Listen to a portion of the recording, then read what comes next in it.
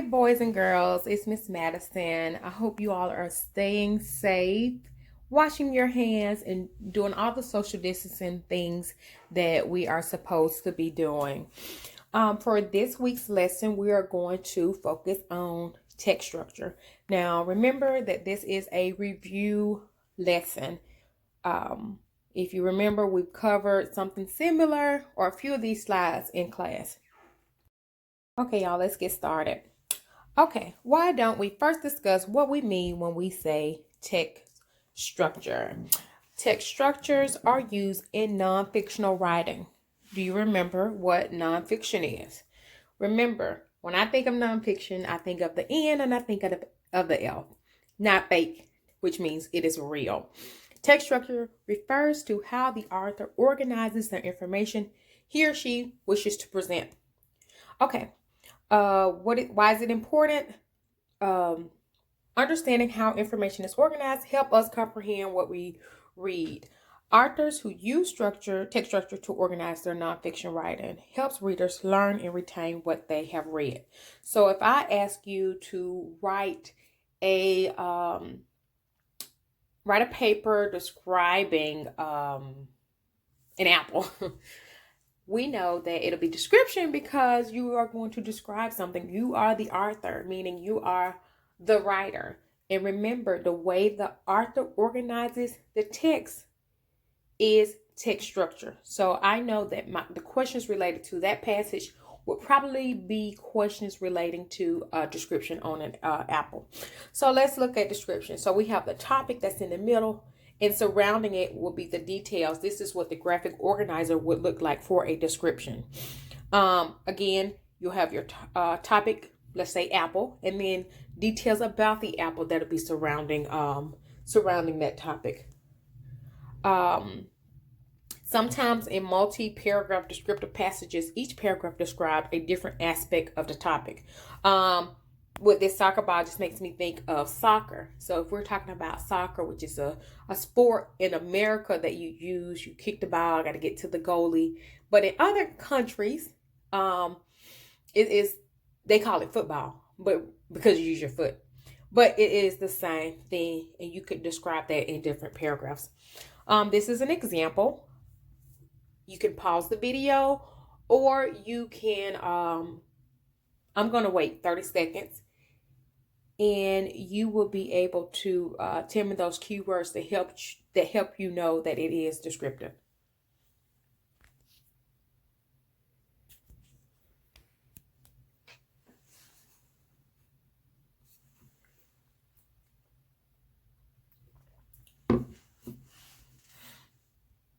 Okay.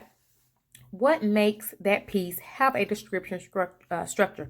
Again, this goes back to those keywords that we see in the paragraph that makes it descriptive. So we got soccer. Of course, that is the topic. In the first sentence, it says soccer is one of the most popular sports in the world. We know, based on that topic sentence, that the entirety of it will be about soccer. What's next? Let's see. Paragraph 1, how the game is played. So let's go back to paragraph 1. Hold on. So paragraph 1 would be how, let me see if I can write on the screen, the game, sorry y'all, is played. Okay, let me see here. Sorry guys. All right here. It is a fairly simple game to learn. So we know it's talking about how it's played because it's telling us players try to move the ball down the field, kick it in the goal. So that's telling us how the game is played. Oh, sorry. All right, let's move on. So paragraph 2 goes over the rules. I'm sorry, I'm using this. I don't know how to go back now. Okay, let's look at paragraph 2. Players need to know the rules. And we know that this paragraph is going to be focusing on rules. In 3 is about, clothing and equipment. Let's go back and look at paragraph 3. Sorry, guys. You just need a few items. You need to have a ball, larger. There's equipment, grass, and goals. Many players wear special shoes called cleats. So those are the clothes and equipment. And all of this is a description because it's describing soccer. Let's move on. All right, now we're talking about sequence. Now I told you sometimes you'll see sequence and sometimes you will see chronological. Is this the piece, ask yourself, is this the piece of writing telling me the order of events? So we'll see first, next, finally, those transitional words, and then also dates 1850, 1983, 2016, and they'll be listed in a specific order. Okay, let's see. Now, let's look at this paragraph. Again, you can pause the video. I'm going to not say anything for a few seconds, but if you need longer time to read the passage, just go ahead and hit pause on the video.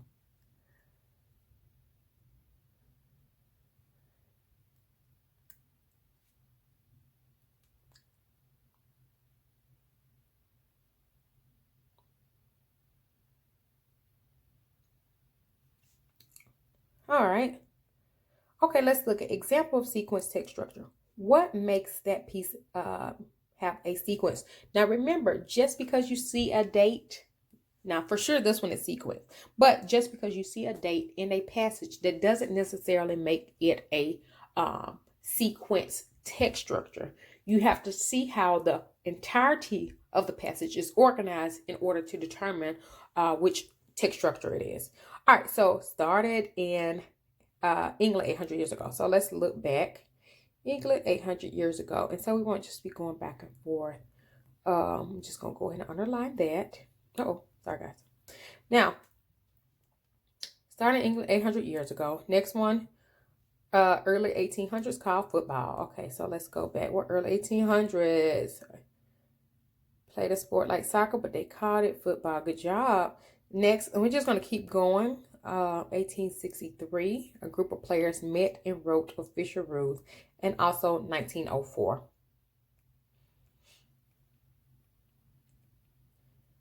So those are the dates that that are mentioned in the passage that makes it a sequential or sequence text structure, because it's listed events.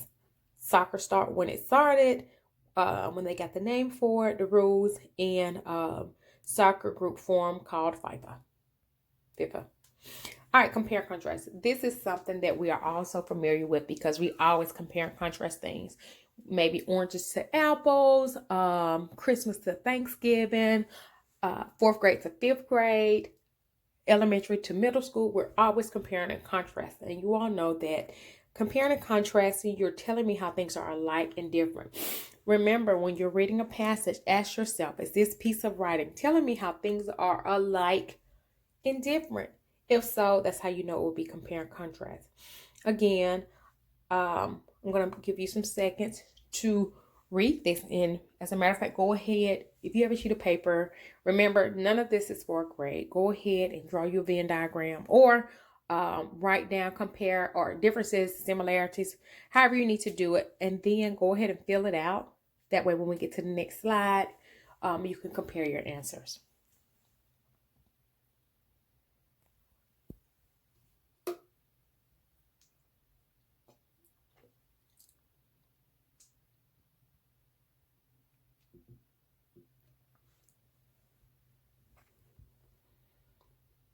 Okay, guys, I'm going to go ahead and go to the next slide. But before I do, remember there are some keywords that can help you identify. Remember, we're talking about the similarities, how they're alike, and the differences. So I'm just looking at a few keywords that's sticking out to me as I'm looking through it, that will pretty much help me determine the similarities and differences. And when you're back in school, or if you have a print off and you're doing extra credit work, this is definitely something that you can do as you're going through to help you find your answers. Let me see. In soccer, players are rarely allowed to touch the ball with their hands. Okay, these are just some things that's sticking out to me. But let's go ahead and look at our Venn diagram. And remember, we're talking about soccer and football. A lot of my students play football. So a lot of y'all are familiar with football. So let's, in the middle, remember the middle right here These are all the similarities, okay? Um, so both sports, both the ball can be kicked, 11 players on the field. Now let's look at soccer and football. Now soccer ball, spear-shaped ball. Football, ball with two ends, is kind of like, I don't want to say like a cone, but somewhat. Um, Soccer, you have a goal. Football, you have an end zone. Soccer, rarely touch ball with hands. In football, you frequently touch the ball with your hands. Soccer, tackling is forbidden. Football, you have to tackle. Get those tackles. All right, guys, let's go on to cause and effect now. Well, let's make sure we pay close attention, because cause and effect and problem and solution is one or two of the text structure types that people are often confused with. Remember, when you're relating to cause and effect, you have to ask yourself, is this piece of writing explaining why something happened? So you got the cause, which is why something happened, and the effect, which is the aftermath, what happened because of that.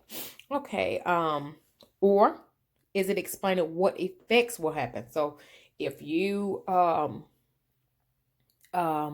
your test, the cause would probably be not studying.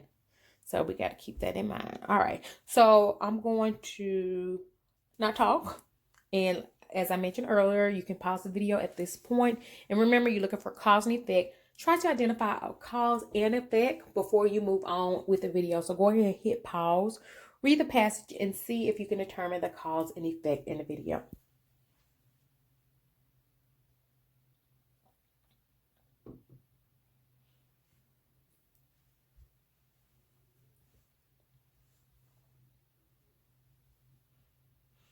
All right. So let's look at this graphic organizer. Remember, the graphic organizers are things we see after the slide with the passage to determine that type of text structure. So what makes, and also if you use a graphic organizer in your writing, it'll help your writing be more organized, because you can just refer, which means to look back at your graphic organizer to see what information you need to ensure that you mention in your writing. Okay, let's look at this question. What makes that piece have a cause and effect structure? All right, so as you were reading, hopefully you have something written down or you have it in your mind. Let's look at the cause and effect. So cause, we got two players hitting heads. The effect of another cause, ball hitting someone's head when kicked at close range. What's the effect of that? Head injuries. So if you got, I'm sorry guys. All right, so if you got that, I was trying to go back, but if you had that answer, that is correct. So now this is problem solution. We all know problem solution. You got an issue, and then you got a possible way to solve the issue. Again, pause the video, read through the short passage, determine what the problem is and the solution is.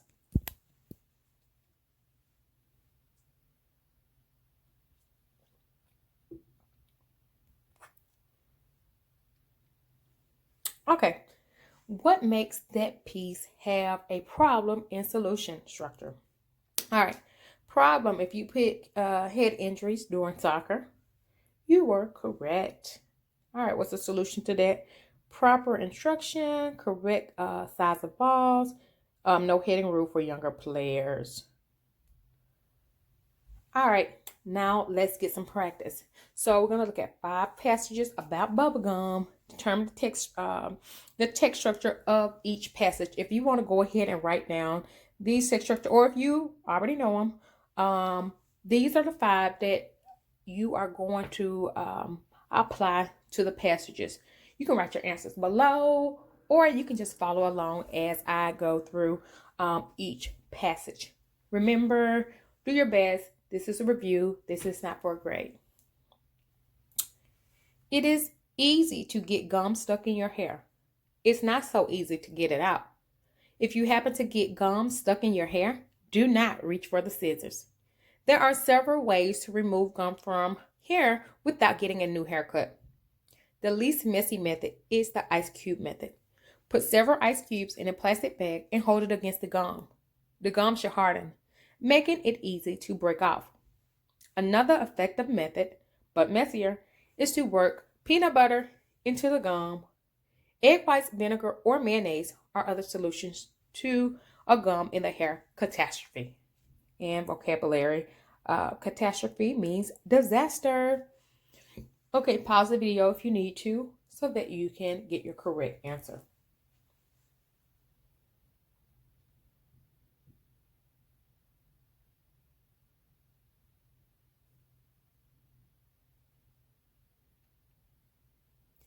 Okay, guys, if you said problem and solution, you were correct.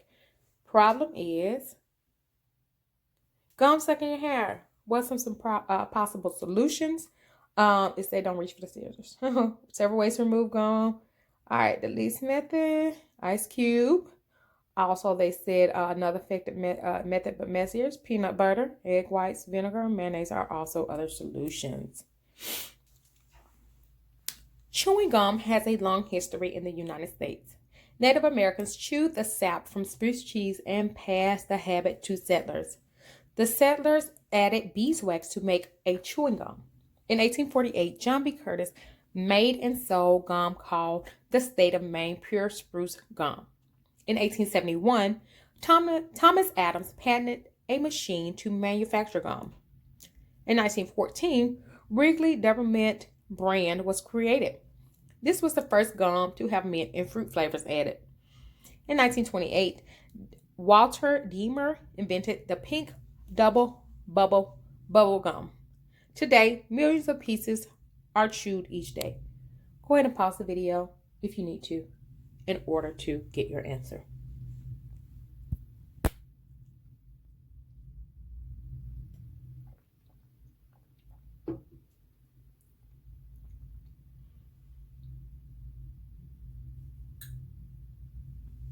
Okay, guys, if you chose sequence, you are absolutely correct. 1871, okay, 1848 stood out, 1871, 1914, 1928. And remember, just because you see dates doesn't necessarily make it sequential. However, the way that this is organized, because we read the entirety of the passage, we know that it is sequence. All right, let's move on. Bubblegum is a type of chewing gum. Most people love to blow bubbles with bubblegum. There are numerous flavors of bubblegum. Some of the more popular flavors include grape, strawberry, watermelon, cinnamon, fruit punch, and blue raspberry. Some of the more unusual flavors are bacon and popcorn. In taste tests, children seem to prefer strawberry and watermelon flavors. What flavors of bubblegum is your favorite? Pause the video if you need to.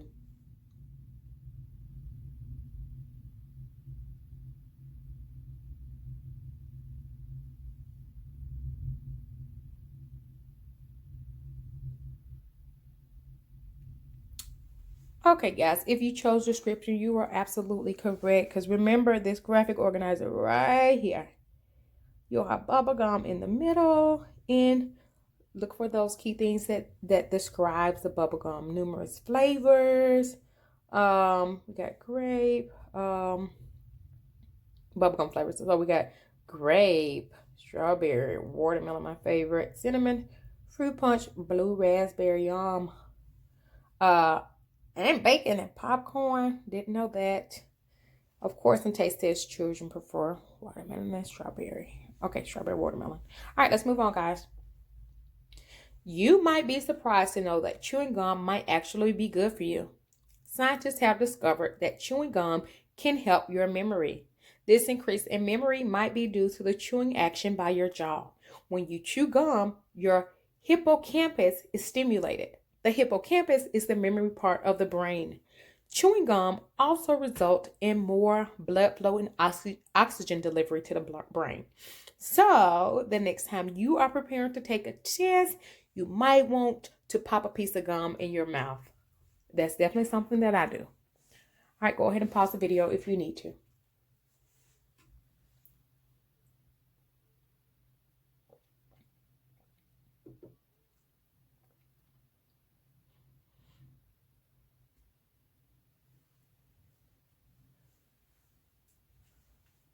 Alrighty, if you chose cause and effect, you were absolutely correct. The cause would be chewing gum, and then the effect of chewing gum would be memory stimulation, or it could help your memory. Increase in memory. Let's see. All right. The difference between chewing gum and toothpaste are obvious. For example, people can chew gum for hours, but people keep toothpaste in their mouth for 2 minutes or less. You can blow big bubbles outside the mouth with gum.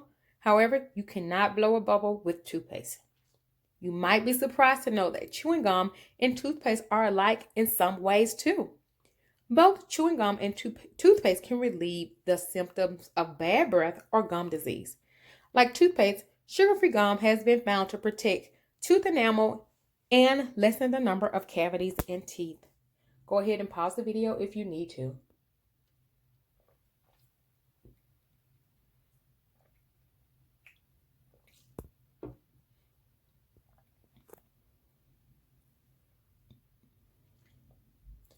Okay, if you put compare and contrast, you were absolutely correct, because what are we comparing? Toothpaste and gum. So keywords that stood out: the differences between chewing gum and toothpaste. You can chew gum for hours, but keep toothpaste in your mouth for 2 minutes. You can blow big bubbles outside of the mouth with gum. You cannot blow big bubbles with toothpaste. You cannot do that. Chewing gum, and this is how they are alike. Chewing gum and toothpaste, when you see both, that's a key word to remember, that you are you're getting those similarities. And also you got the word like. Found to protect tooth enamel and lessen the number of cavities. Good job, guys. All right, I hope you all enjoyed your lesson this week. I miss you guys so much. Please continue to stay safe. Wash your hands, practice social distancing, and read. All right, y'all stay safe. I love y'all. I will talk to y'all next time. Leave me some comments below. And don't forget to hit subscribe. See you later.